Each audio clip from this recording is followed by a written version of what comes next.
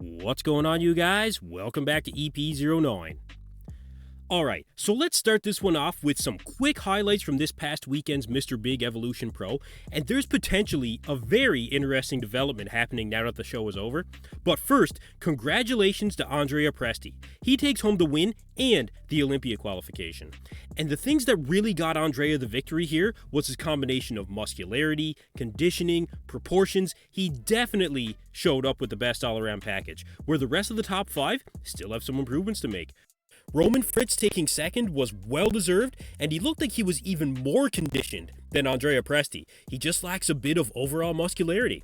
I think the same thing can be said about Amir Omaragic in third place, although I think he was much improved from the Empro Classic. Especially, you guys, look at this shot post-show. This is a future star of the sport, no question. Peter Clancer taking fourth place. He still has some structural flaws that really seem to be holding him back from cracking that top 3, although I do think he had a pretty decent showing overall. But the one wild card in this lineup was Lionel Beyeke, and honestly, I wasn't really counting on him showing up in any other shape than what he presented, you guys. Unfortunately, this is now what we can come to expect from Lionel. And for a competitor that was once considered to be a Mr. Olympia contender someday, he continuously misses the mark. And the bodybuilding fandom has really lost hope in him at this point. It's unfortunate, but again, congratulations to Andrea Presti. We'll see him again at the Olympia. Now, in Classic Physique, of course, the big story going into this show was the pro debut of Stephane Matala. I've covered his journey since he first announced himself to the world, and he was definitely the heavy favorite to come in and win this show, even for his pro debut. So, in the end, he did end up making weight, which was going to be in question, and he showed up, I think, looking very respectable. Not quite as good as his gym pictures, but physiques don't always translate over to the stage like that. The same thing happened to Vlad Sukaruchko in the Open, although I think it was much more drastic of a difference for Vlad, but Stephane did end up taking second place to Antoine Loth, which, look, I wasn't at the show, but I prefer the package that Stephane brought to the stage compared to Antoine. But either way, for a pro debut, second place is absolutely fantastic. But the question is, where does Stephane go from here? Myself and Krishan at Goat Fitness were talking about this, and he made me realize Stephane may have nowhere else to go but the Open division. Think about it. If he starts an off-season for a health phase, which he probably desperately needs at this point, he might balloon back up, 20, 30 pounds kind of thing?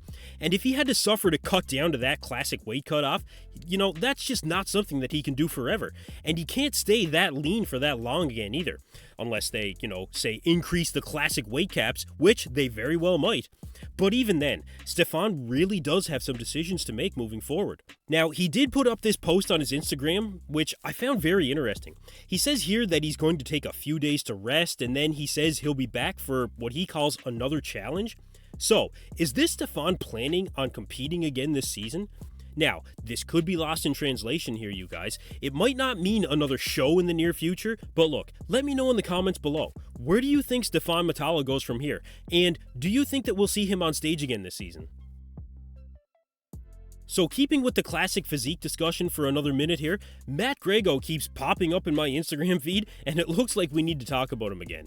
Matt is currently less than a week out from the Atlanta Pro, and he's been riding a pretty big wave of confidence since the New York Pro. But look, here's why we shouldn't forget about Matt Greggo anytime soon.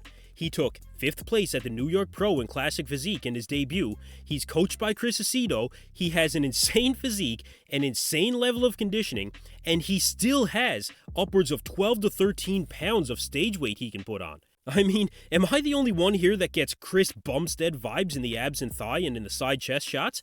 Maybe in the front lat spread, definitely in the legs in that shot. But, after the New York Pro, Matt was told by some very well-respected individuals in the IFBB world that he was going to be the future of the sport. So as for how Matt is looking right now at less than a week out, Matt is easily as good as he was going into the New York Pro, if not a little bit better here. I think the legs look a little bit fuller right now, but look, I really do like this guy's physique, and I can agree, Matt could very well be the future of this division. If the additional 12 to 13 pounds goes on the way I think it should, then everyone in the bodybuilding world is going to know the name Matt Greggo very quickly. So we'll check back in with Matt's progress and see if he can punch his ticket to the Olympia this weekend. Alright, so it looks like we need to discuss Goodvito again as well, you guys.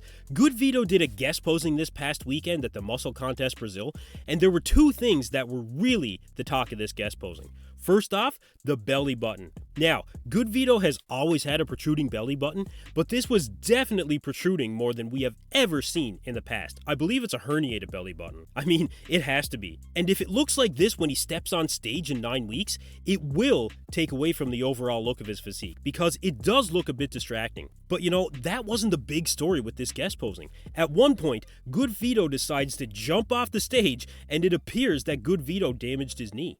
Now, he did go straight to the hospital to get it checked out, and look, I know he's not speaking English here, but I don't like the look of these hand gestures that he's using. That's for sure. So as for the extent of the injury, we don't know. As for how his prep is going to be affected moving forward, but this is definitely a very unfortunate turn of events with his pro debut coming up in 9 weeks, less than 9 weeks now actually. And this is a highly anticipated pro debut from a competitor that many have compared to Nick Walker in terms of overall size, and he hasn't even stepped on a pro stage as of yet. So look, we'll keep our eyes on this story. Hopefully all goes well for Goodvito and he can have this fixed up quickly, and hopefully this doesn't spell disaster for Goodvito before his pro career even begins. Anyway, that's it for me in this video, you guys. Thank you for tuning in to EP09. Be sure to like and subscribe.